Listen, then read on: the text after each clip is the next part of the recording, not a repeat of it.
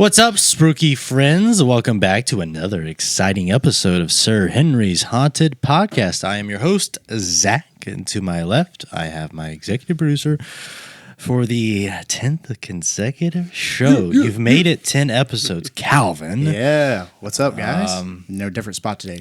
So, kind of. yeah, 10 episodes, and here we are, our first season, and you're still here, so I guess that's a good sign. Preteen. We also have two new guests on the show today. We have Amanda Rosenblatt, and we have Brad Acevedo. I said that right? You did. Good awesome. job. They are awesome people, first and foremost. And they are also the authors of Sir Henry's Haunted Tales, a big deal if you guys don't know. We have, I believe that's book 1, right? Yep. Yes.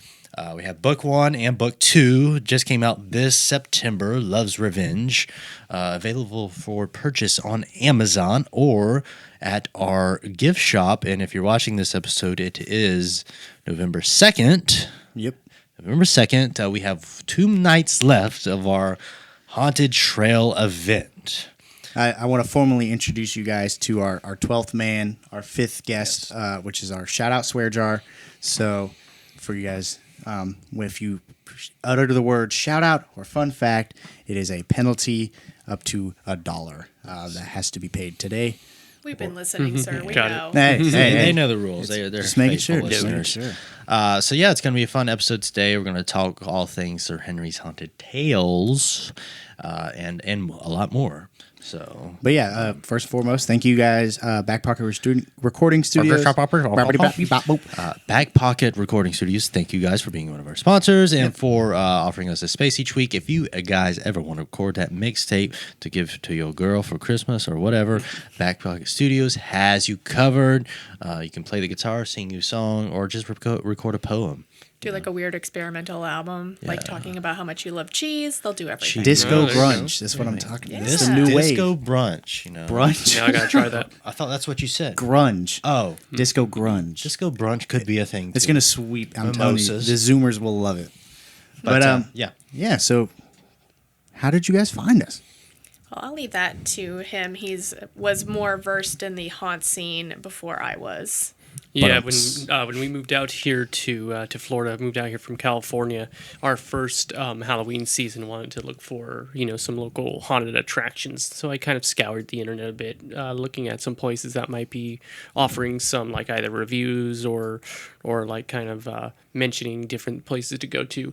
There was a website that I went to called escapeauthority.com that kind of specialized. They specialized in escape games, but they also did reviews for haunted locations. And I found one for the I-4 Fear Park is what they labeled it as. I looked at it and I said, "Oh, Plant City. It's not too far from where we are, so let's check it out." I recommended it to her, and he said, "Oh, it's got a few haunted trails. We should go check it out this season." And so, just based on that, we kind of compiled a list of places to look for on our first spooky season out here in Florida, and the I-4 Fear Park happened to be one of them, which of course is Sir Henry's Haunted Trail. So what brought you guys down to Florida from Cali? Well, fun fact. There it is. We're already at Saw it. that coming. Fun fact was because haunted attractions and haunt season is so important to us that was actually one of our primary top 5 things that we looked into of the area before we moved here. We're like, okay. What is the safety features for floods, crime? What are the haunted attractions other than HHN? We need to look into that. That's pretty cool. Because That is cool. I always talk about moving to Tennessee, but not a good haunt scene up there. You ain't moving nowhere. No, I can't now, but No. there's not a really good haunt Sorry, scene up in Tennessee. you're bound. Yeah. Ball and chain. But we moved out here just because we have some family out here. Okay. California, the cost of living was just insane because there were so many other haunts that we wanted to check out, so much other horror culture that we wanted to check out. That's horror, HORROR, horror As culture. opposed to... There's some horrors in this house. As opposed... But we just never had the time or the money to do it, so we just knew that this would just be a better life change situation for us here. And now instead of trying to fit everything fun into one weekend because we're broke and we have no time, now we're just run ragged with oh boy, what are we going to do this week? Every weekend it's like let's head out to Orlando, let's head out to Tampa. What do they got going on out there for Halloween this year? Let's go check it out. What are we going to do tonight, fun. Brad? So what was y'all's first season? 2019, right? Yes. But Yeah, it's that's what- 2019. Yeah, That's what I thought. I think that was the candy tree. year, That I would have think. been Silent Harvester. No, it would have been Harvester and Says no, but then says backwards. no, but it was the Harvester.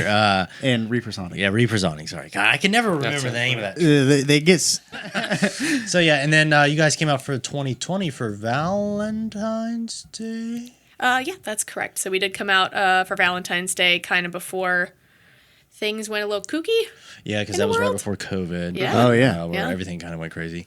and that was when you guys approached us about No. the book. It was actually Valentine's following. 2021. Oh, okay. So we were still, fanboying and fangirling hard for Valentine's 2020, and then the Halloween season of 2020. Just like we had such an admiration for this haunt because of what you guys could pull off while still keeping guests safe, which was very important. That showed a huge respect to anybody, regardless of where they stood on the fence with COVID and everything like that. Just seeing just like the care that you put into the guests and your scare actors and your staff, I was like, I'm all about this haunt. Like I'll keep coming back. Yeah, and I know one thing that struck me, and I think it's especially how we kind of thought, maybe we might be able to, form more of a professional relationship and kind of move forward with Sir Henry's, is when we started to visit a couple times in a row and we talk about it online, and then eventually one time we just show up and Sir Henry would be there and he greeted us by name, and we're like, oh, okay, Yeah, we that's who always are, okay. we always try to because we recognize If people you- that come. Over If and over you and over. if you are like faithful fans like Brad and Amanda are, and you post year in year out on the Instagrams, the Facebooks, and you're always tagging us. I'm on the social medias. Sorry, people make fun of me for saying that. I'm an old man, but no, I MySpace, see a lot of that, and Sir Henry tells all of his fans to tag me. Yeah. And so I remember faces, I remember names very well. So, and I remembered Amanda and Brad. So Yeah, we have a lot of friends. We have a lot of friends. spooky friends. There you go. The That's- best kind. But so how did you you get- and I think Amanda have the story about Yeah, this. yeah. So I was gonna tee that up to Amanda. So how did the story or the book come along? So let's. So when we came out for the Valentine's event, because my husband is actually an established horror author, whether it's on his own or with a publishing company, I already had this idea kind of tilling in the back of my mind because you guys put these huge blocks of stories outside of the houses. So there's already this really rich lore that's happening, and then you have your repeat characters, like these principal characters like Poppy or Vex, obviously Sir Henry, Pyram. And I was just like, there's a way to tie this story together. And I kind of pulled him off to the side and I was like, I don't know if Zach already has someone doing this, but he really should. And maybe we'll be lucky enough to get to write the book. At least we'll bring the idea up and it will come to pass. And you were dressed as Darla. Yep. And it was funny because I pulled you I remember aside that. and I was like, I don't want to be disrespectful or overstep my bounds, but do you think that Zach would be into the idea of like a book being written about these characters? And you're like, yeah. So Yeah. Because Tell 'em. literally like a month before when we had our meeting for like the year in January, kickoff meeting for 2021, I was like, okay, we got to start expanding media. Yep. And I want to do a book somehow. I don't know how we're going to do that, but I want to do a book. Because you're right about like the whole lore of the trailer, or whatever, and to us it all connects, but a lot of people don't realize that Right. all the stories are intertwined or whatever.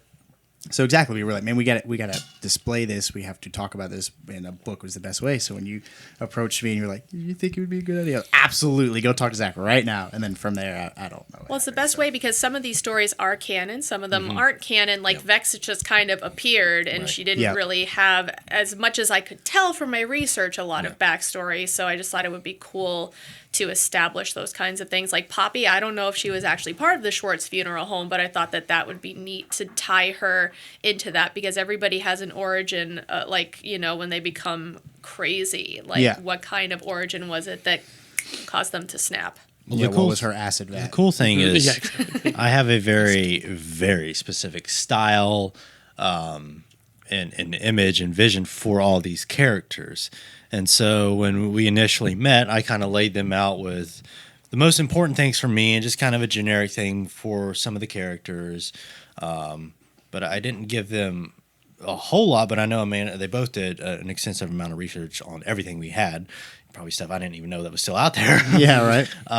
And then when they started sending me the stories and the chapters, I'm like, this is pretty close to anything I would do myself, or like continue making it continuous, or the continuity between, hey, here's a little short blurb about, say, Poppy, for example, at the trail, and now here they've both expanded their whole backstory to where it's something that is so cohesive.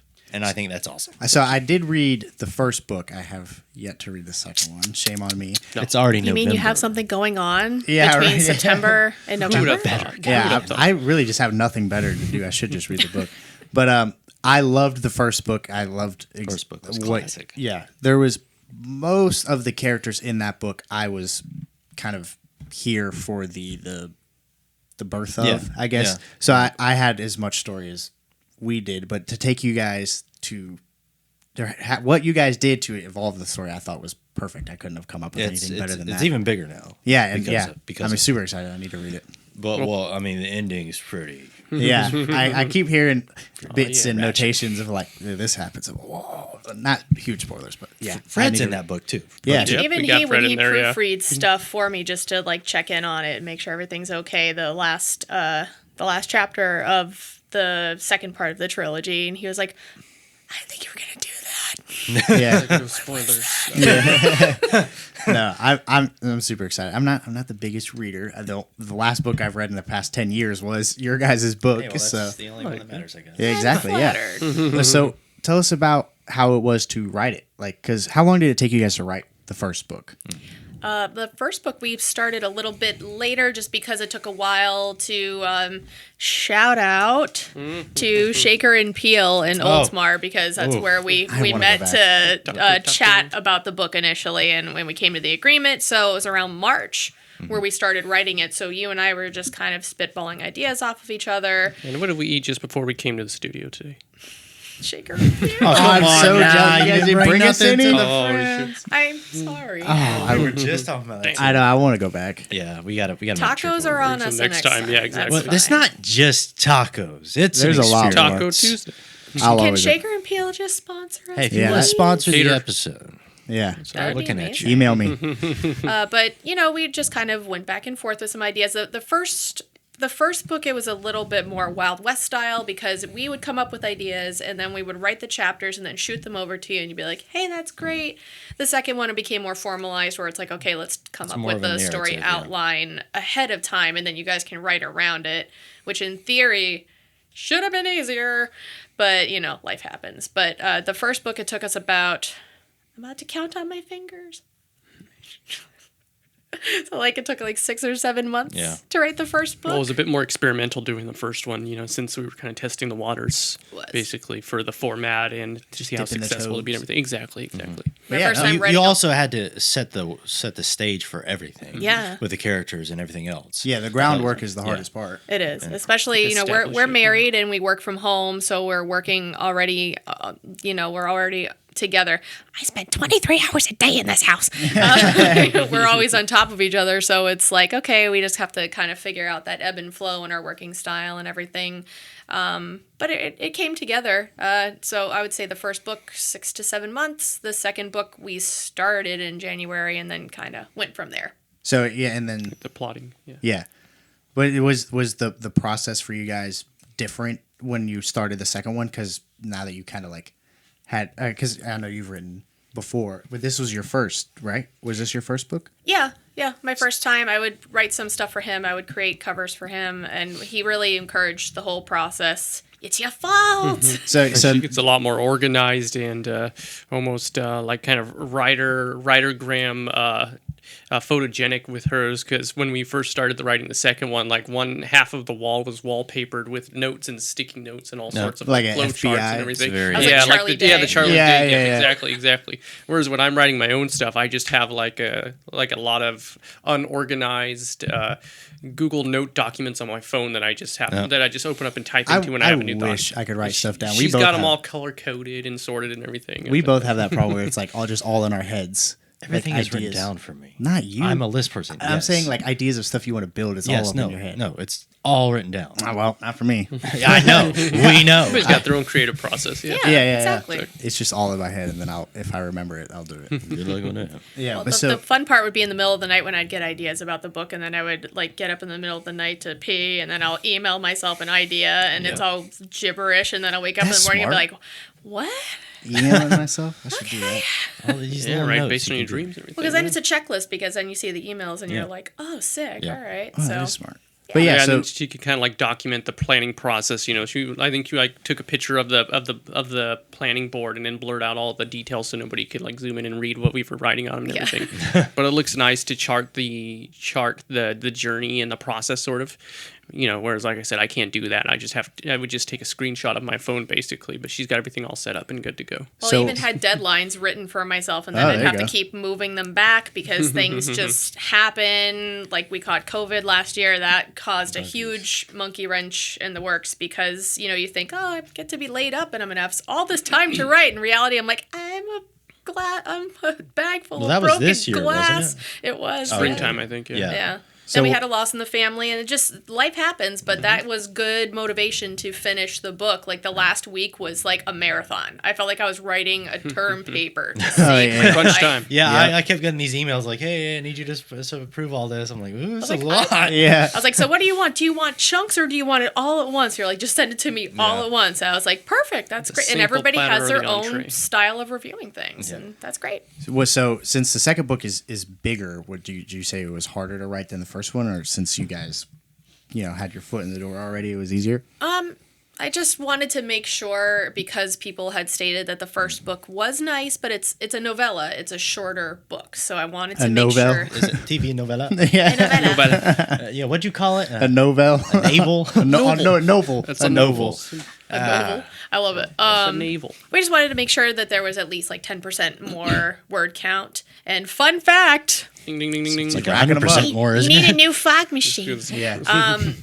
I kept looking at the word count, and the word count was going up. The page count wasn't going up. So I was like, what am I doing wrong? I'm going crazy. And then I looked, and I was like, the page setup. Yeah. And I resized it, and all of a sudden, what was like 112 pages went to 300, and I was Oh like, my. woo, hot damn, all right. Came out nice I can and stop thick. torturing myself now. That's great. So, but yeah, I mean, based off of that, it was easier to know, like, this is what people wanted. They want more story, but make sure that that volume is not filler. Make sure that Yeah. it's still story. Stylistically, Yeah. has your writing differed between the two? Oh, yeah. Yeah? And whenever people say what their favorite chapters are, 8 times out of 10, it's going to be one of his because he has a very linguistic, artistic style of writing. It's very kind of Gothic Nouveau, I would say. It's like you're stepping through an invisible door and then you're just in autumn. I don't know how to explain Well, it. Please to be describe fair, more. He has taken kind of the Pyram chapters and Yes. taken those, which is one of Pyram's my lovely. Cain and favorite Pyram. characters. Yeah. A Cain too. So is that the ones that you wrote in the second one? Was you wrote Cain and Pyram? Is it still in the same layout of like this is a story about this character? No, it's No? Yeah, it's kind of like Kinda, sorta. these were like the origin stories when we're first starting out in the first book, and now the second one we're finding more of the stories are intertwining. The way that I like to see it is Characters are starting to meet. You're exactly. saying? So Okay. it's more like book It's one more was serialized as opposed to episodic. yeah, exactly. So the first book is kind of like Trick or Treat, where it's like all these different anthology. story. Yeah, it's an anthology, so all these different characters. They have a combining factor of Sir Henry, but we're not really seeing them interact that much. Which but, is He's the something connecting I'm thread. looking forward to is how the characters meet each other. yeah, They, exactly. like interact with each other. And seeing their That's pretty chemistry cool. and how they evolve Yeah, it's the as crossover people. event. Yeah, this is the Marvel. Well, shout out to Exactly. Dr. Strangoy. Oh my Ding, God, ding, ding, sorry. ding. We gonna run out of money. Totally fun. Our whole fourth row. I've got more dollars, y'all. But no, that's still one of the best reviews ever was when Dr. Strangoy, it was like, I felt like it was like a Marvel YouTuber. movie Oh, almost yeah, with yeah. these characters. And I was like, That I'm was, that crying in this Publix. That was for the second book. For the first book, actually. Oh, okay, cool. Strangoy needs to finish. I need to know what you think of the second book, Dr. Strangoy, please. Well, I always say that's what I liked was like the whole concept that there's actual characters who have existing identities for the trail, and that was kind of the catalyst that I think kind of led myself towards wanting to write and kind of latch on to Amanda's idea. Like when we went to the trails in the early years and they'd have the banners against like the fences and the back walls with the characters' portraits and their names on it. I'm like, okay, so these aren't just, it's not just like random pumpkin guy, random zombie girl or anything. They all have actual identities and most likely they have backstories. So then, it might be interesting to explore kind of who they are and where they came from. Yeah, that's always been the biggest thing for me is storytelling. Purpose. And purpose for telling a story.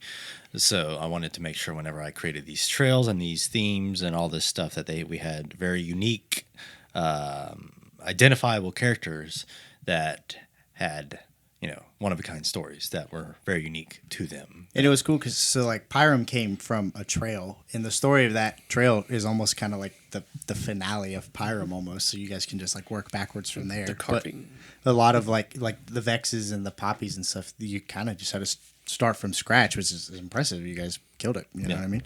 To be able to weave it into our existing fabric of Sir Henry's, that's really cool. Speaking of getting started, how did you get started writing, Brad, just in general?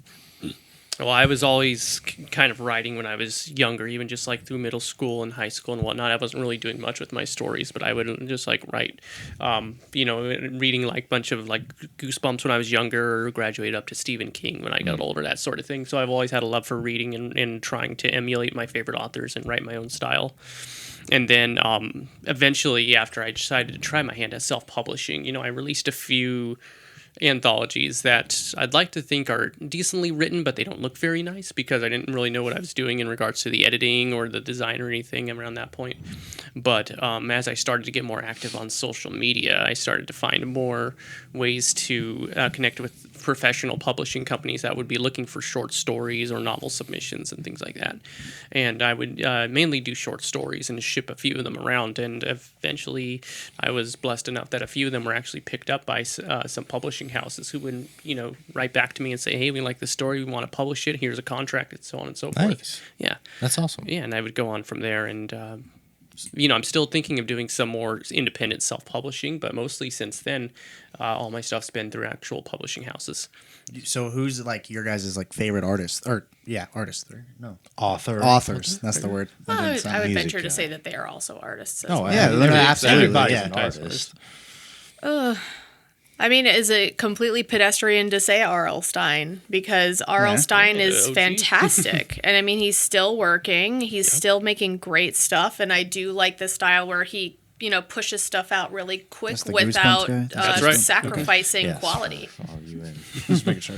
That was the Goosebumps guy. Yeah, he's still going. Yeah, he just had a panel at New York Comic Con, and it was like standing room only because everybody wanted to come see him. So he's like in almost his 80s, I think now, and he's still writing. Well, of course, Stephen King too. But. Stephen King. Yeah, I'm a big fan of Clive Barker as well. He does That's a good answer. Yeah, exactly. Yeah, he does a lot of really dark poetic writing. Or he actually described his own style one time as how did he call it? Like a glorious repugnant or something similar to that, which that was kind of neat, kind of a more stylistic form of writing, but also keeping the dark side of things going with it as well. So he's one that I look to a lot. Yeah. What was the book that inspired Hellraiser? The The Hellbound Heart. Hellbound Heart. Yeah, exactly. I think that was nice for its time. Was groundbreaking. Yeah, absolutely for what it was. Same with that movie. I'm a big Poe fan. Okay. Oh yeah, absolutely. Yeah, absolutely. Yeah, Poe's my guy. But are you familiar with Hellraiser at all? No. All right. Well, I like it. I love Hellraiser, and I've never read the original subject matter, but I should. That's a good idea. Definitely Homework. Yeah, exactly. Now I got 2 books to read. You're right. Yeah, jeez. But that's interesting. So yours is probably Clive Barker and Stephen King, as you say, your biggest inspirations or your favorite artists. I think so. Yeah, definitely. When did you write your first like book that you published, or like my first self-published one? I think was back, I want to say maybe 2015 or 2016, I want to say. Yeah, it was called Death by 100 Cuts, which is still available, but I don't really market it much because it needs to be re-edited and basically kind of redone. It's Yeah. It sounds pretty metal. I like that, I like that title. Yeah, Word of the week. that was actually born of sort of a writing exercise of mine, where there's different places online, where especially like on Twitter and Instagram, where you could find like daily writing prompts, some that are focused exclusively on horror, where they'll give you a word and say, okay, craft a story about this, but no longer than a standard tweet, like 250 characters or whatever the limit is. And that was my personal challenge. Was okay, I'm gonna do 100 of these in 100 days. So each day, after I got home from work or whatever, I would look up the prompt of the day and I would write a short story, like a micro story, like a paragraph long or whatnot. And That's actually pretty interesting. That's a great idea. that was just kind of keeping my mind going. And I don't remember who quoted it. I know someone will probably be able to look it up and tell, but there was an author that quoted, an important thing for writers is to try to write every day, even if it's just a sentence or two. Just keep those creative juices flowing. That's a good idea. And I think it might have been Amanda who suggested, you're doing all this work with these stories, and even though they're tiny, you have so many of them that you could probably compile them into a small book and try to release it out there and see what people think about it. So that was my first self-published one, was a collection of 100 micro stories, no longer than maybe a page or a paragraph, but all just kind of fitting together. And that's where Death from 100 Cuts came from.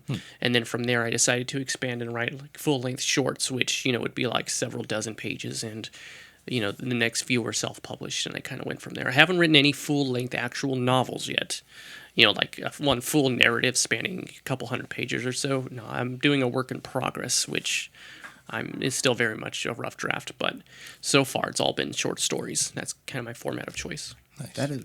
Well, my favorite book that you've done so far has been Suffer the Children, and I do like that style where it's like interviewing the different kids on their fears and stuff, which that actually reminds me of another writer, Caitlin Doty, who runs the YouTube channel Ask a Mortician, and I really like her writing style as well, even though it's not fictional, it's all autobiographical, but I kind of like that concept where it's pulling in like these real scenarios and then writing based off of that.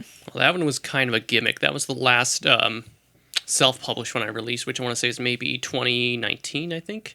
Yeah, it was called Suffer the Children, and it's just 3 stories, but 3 lengthier stories, all themed both to holidays and also featuring children as well.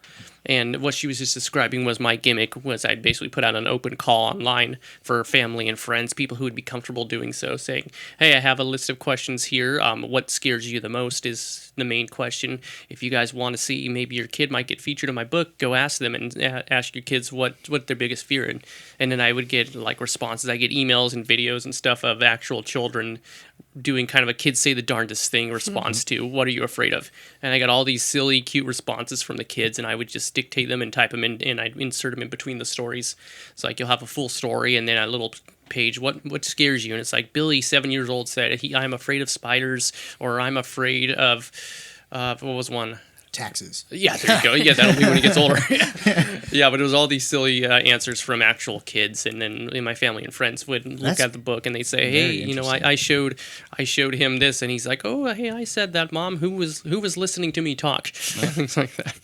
Strange man. That's a good idea. I like that. That's and pretty cool. The titles of these books are just right up my aesthetic. Calvin's Metal sounding metal. Metal, yeah. All right.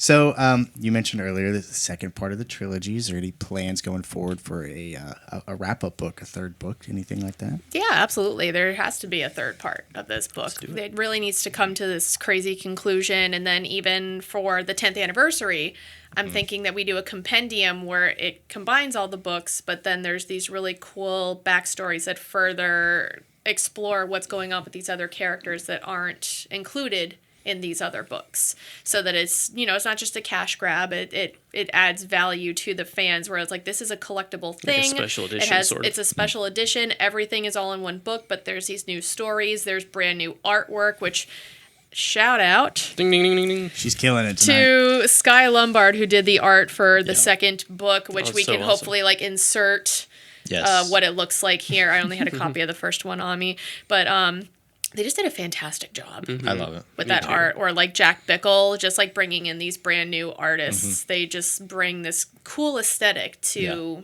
everything. I love art. So Another Sucker for that. style, because we have such a specific vision and stuff for our style, and then to see other people's interpretations Yes, I love it. of our One of work my is favorite great. things. Yeah, it's awesome. Do you guys have a favorite chapter or section of either book that you enjoy? I don't know. You go. Well, I like the Pyram chapters.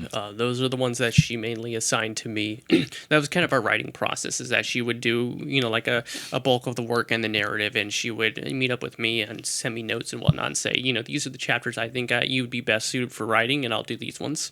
And the ones that she would mostly assign to me would be for Pyram, the pumpkin-headed character. And My boy. Exactly. Yeah. And, I love him, just his aesthetic and his style and his appearance and everything. And he kind of gives off kind of an old world colonial New England vibe to me. So like with his story, I look at him, I was like, okay, I'm thinking Ichabod Crane, I'm thinking Salem, that sort of aesthetic.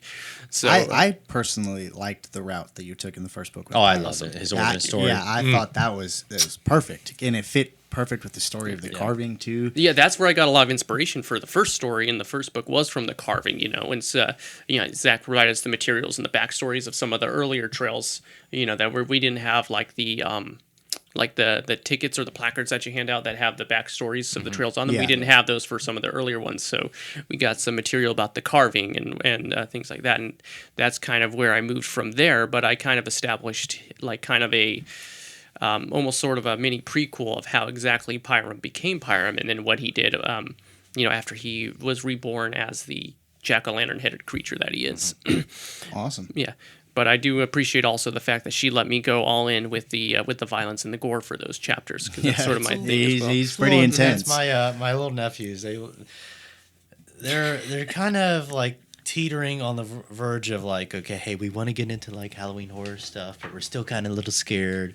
And so I gave them a book to read or whatever, and they loved it. But then when they got to the Pyram chapter, like, this is kind of intense for us. Pyram is an intense character. Yeah, no, but you got to have that. Yeah, he carries around a severed head. Yeah, Exactly. that he carved himself into jack-o'-lantern. Amanda, do you? He's staring me right in the face right now. Yeah, I forgot. He's over there. Yes. His work is everywhere. I can hear you guys. I'm right here. He doesn't even have ears. Come on. Exactly. I know, right? It's like he can't put on headphones and do this podcast. Which is funny. Someone even saw like the graphic of Sir Henry wearing the headphones for the podcast, and they're like, "Where the hell are his headphones going? He has no ears." That's That's funny. kind of like that's kind of like Arthur. Like Those are the questions we don't ask.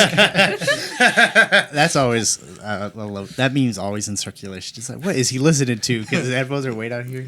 Or maybe it's like those orbital headphones where like it kind of rests on your bone, but you could still hear those are it. actually pretty neat. They are I want to try those out. But as a migraine sufferer, I can't use those ones. Writing for these characters, I really have like this deep affection for writing for Poppy. Like anything with Poppy, I just really, really adore. They gotta be writing buttering about me her. up right now. This is Pyram and Poppy. But I think my favorite chapter that I've written so far is the one where the bearded lady, it's not really spoilery, but in the second book where the bearded lady comes back to see Sir Henry and how that plays out, and explaining the backstory and A lot how of emotion, that one. That's a pretty raw chapter. Yeah, a lot of emotion.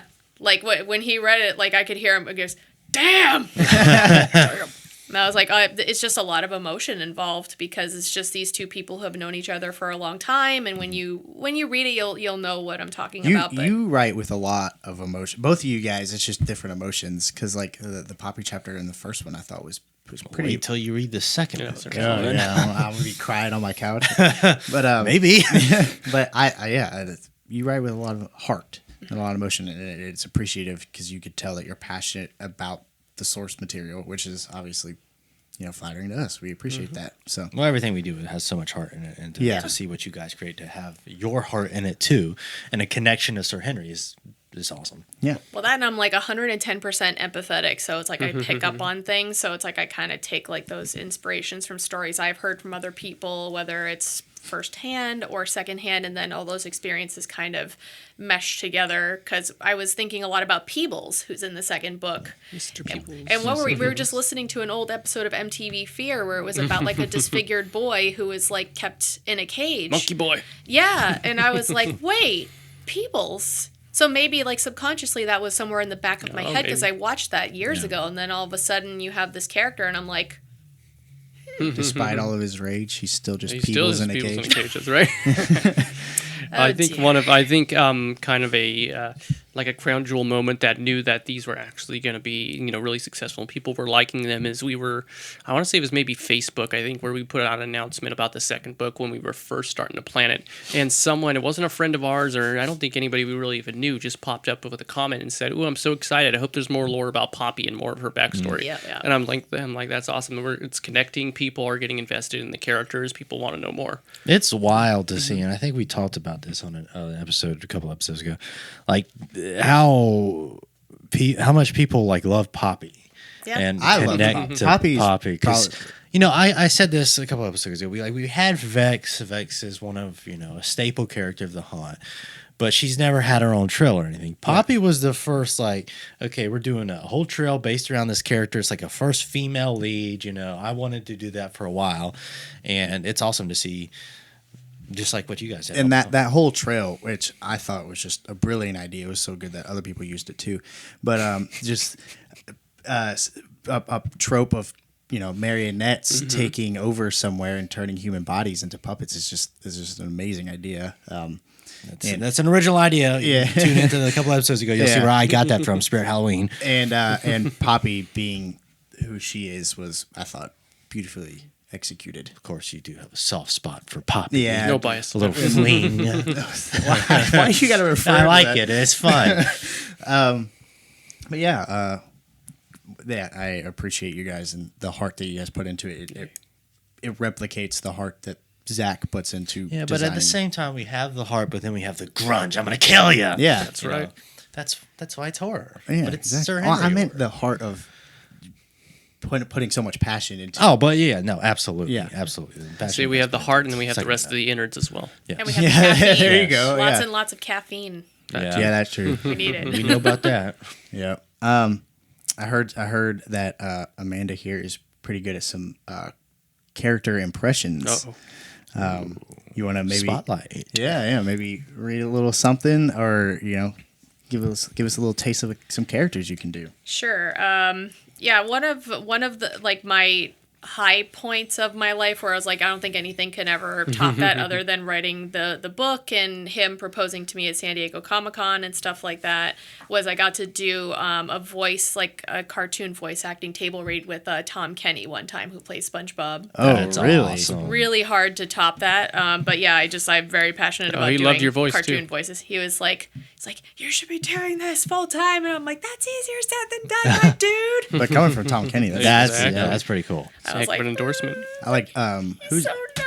who's the one that does Dr. Doofenshmirtz?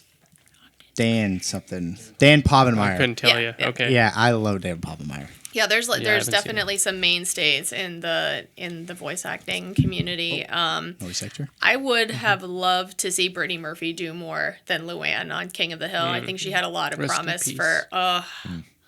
And Matt Mercer. I like Matt Mercer yes. a lot too. Yes. I'm just here right now. I don't know what's going on.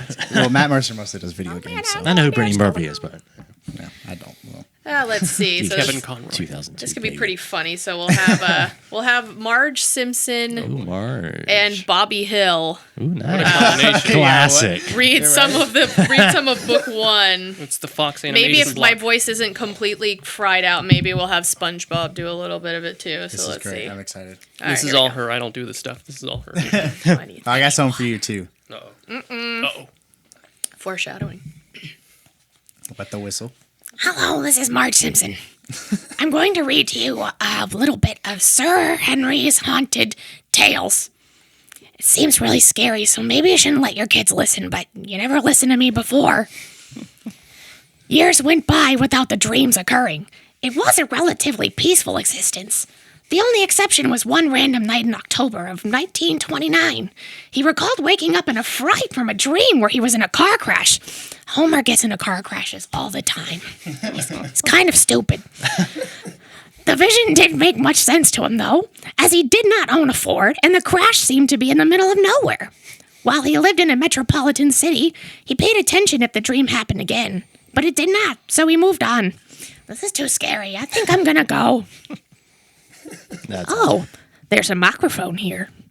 This is Bobby Hill. I'm going to read a selection of this book that was left here, Sir Henry's Haunted Tales. Don't tell my dad I'm doing this. He'll be really upset. My face Oh, hurts from boy, smiling. right. Josh should be here for this.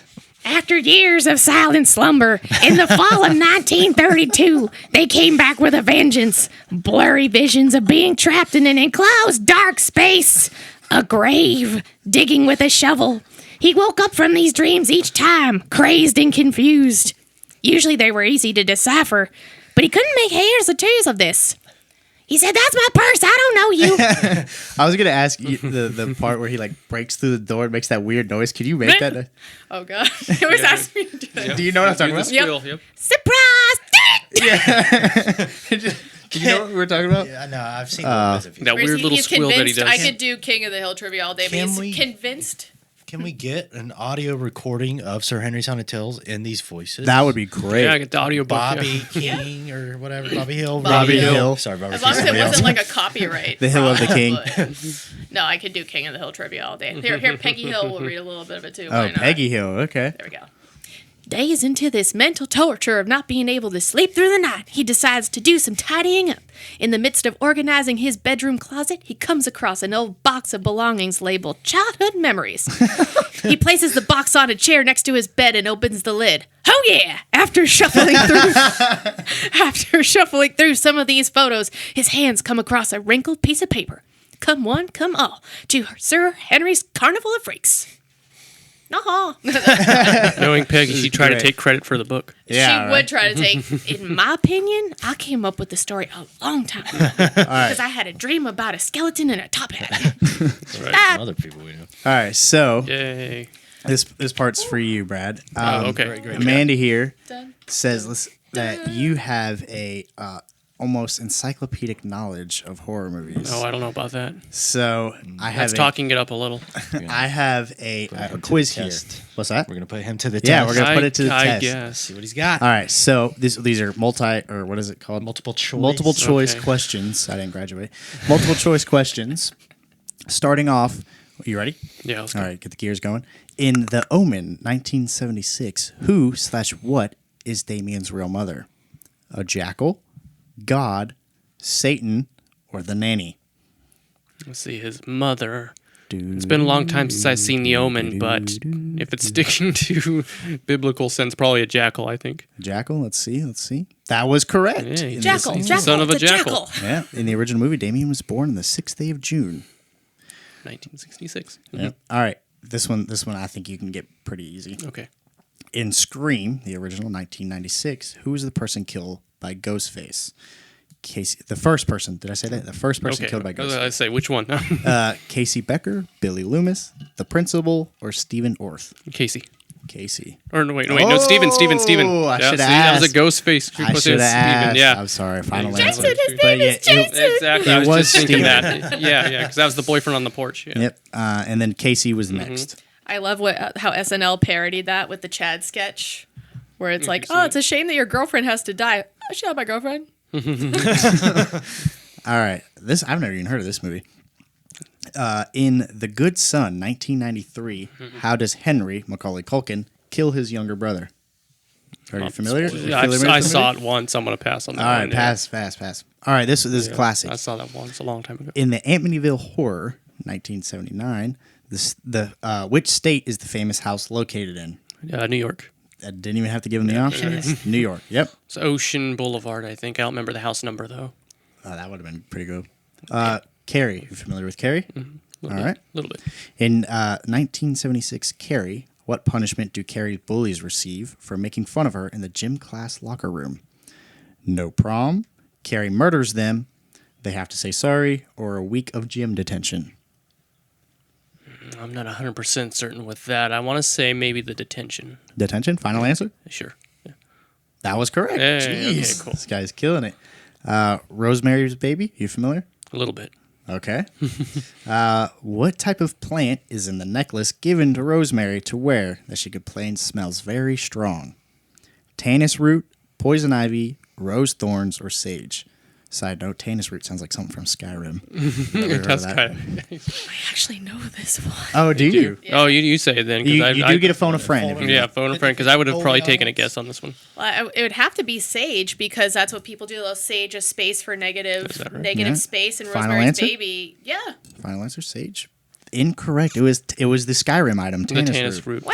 I would say they wouldn't want to sage it because they were sabotaging her. Wow. The fictional root is a unique ingredient. There you go. Wow. What the heck? I think we're gonna be killed. Yeah, I've never. Yeah, the demonic subgenre was never really my favorite, so I don't know a lot of those ones. So we'll do two more Okay. about our favorites. In the second Halloween, 1981, it is revealed that Michael is Laurie's blank childhood friend, cousin, brother, or uncle. Brother. Yep, easy. Exactly. All right. Depending on which timeline you're going with. Yeah, right. All right. So this was a good one. This is the final answer for all the marbles. Let's do it. How many Halloween films has Jamie Lee Curtis appeared in? 5, 2, 4, or 3? This I don't know what to count. this was I I don't know when this was released. So Oh boy. Yeah, technically there's a. this was in 2020. So this was before the most recent two, right? What are the options again? The numbers? 5, 2, 4, and 3. Well, it's gonna depend on if they're counting the newer ones or not. It's gonna be either 4 or 5. So There's a 2020. clear answer for this. There's a clear There it answer. is. Oh, Zach's confident. Oh. Too bad you used your line. I'll go with 5 in this case. 'Cause 5? I think 2020 was when the reboot came out. Yep. Final answer. Yeah. 5. That is correct. Yay. She was Yeah, in- that was part 1. Part 2, You want to name them all? Resurrection. Yeah, H- H2O, and then 2018, but then the other two hadn't come out until. There you go. There you go. Yeah. Yep. Yeah. That That was was 7. But now. we don't That was we don't exactly- count her appearance in Resurrection. I mean, No, 'cause of, for like, this one 2 we seconds. did. Yeah, exactly. all right. For the purpose of the quiz, we did. Oh, see, I like this question. I'll ask. This will be the last one because it's a fun trick question. Who was the killer in the original Friday the 13th? Well, there you go. That's the ghost face question. Voorhees. That's the ghost face question. Yep. What? What's the answer? Mrs. Voorhees. Oh, I thought you Yeah. said Jason Voorhees. No, Mrs. Mrs. Voorhees. Mother. As I said, that's the ghost Yeah. face question. Yeah. That's a cool little factoid It's that Jason Jason. never killed anybody. the in the wrong Friday answer. the Not till part 13th. 2. Didn't really care for Friday the 13th. I have yet to see the original. I much preferred A Nightmare on Elm Street, Yeah, definitely. Yeah. Comparing the two. but Halloween's the OG. Let's be real, at least Yeah. for me. My favorite is I said this in a couple episodes ago. The original Texas Chainsaw Massacre. Classic. Yeah, Very good movie. definitely. I bring it back very, very old school. Psycho, Hitchcock. Yeah. Mm-hmm. That's a good Psycho, one. yeah. I feel like we horror people forget about the Hitchcock stuff. Yeah, that's my mom's favorite. and Psycho's pretty. Your mom is Yeah, that's cool. good, though. Okay? Yeah, Mom, you're cool. But I think we're gonna wrap it up. We're getting Well, I thank you guys for coming on the episode. Yeah. Today. This has been Thank really you for cool. having me. Talking about the book, plug the book. You can buy this on Amazon, or if you're coming out for our last 2 nights, you can buy this at our event. Book 1 right here that Amanda's holding up. If you're watching on YouTube, and we also have book 2. Links on our website. Links on Amazon. Go check it out. I believe you guys are doing a signing on the 5th, right? Yep, the very last night of the season on Saturday, November 5th. We all know that you guys got availability to come out because everything else is going to be Everything's closed for closed. the Yep. season. So you can't use the excuse. So people get busy, but if you're looking for something to do on November 5th on Saturday, we will be doing a signing for the first hour of the event. Come on out and support Sir Henry's. Grab book 1 or book 2. You could always grab it as a gift for somebody if you already have it. We'll be happy to sign it for you, and then just have one last shred of spooky fun. Absolutely. Yeah. It'd be a fun time. So we'll see you this Definitely. weekend. Yeah. But yeah, thanks guys for tuning in. Thank you, Brad, Amanda. And we'll see you next time, spooky friends. Sayonara. Bye.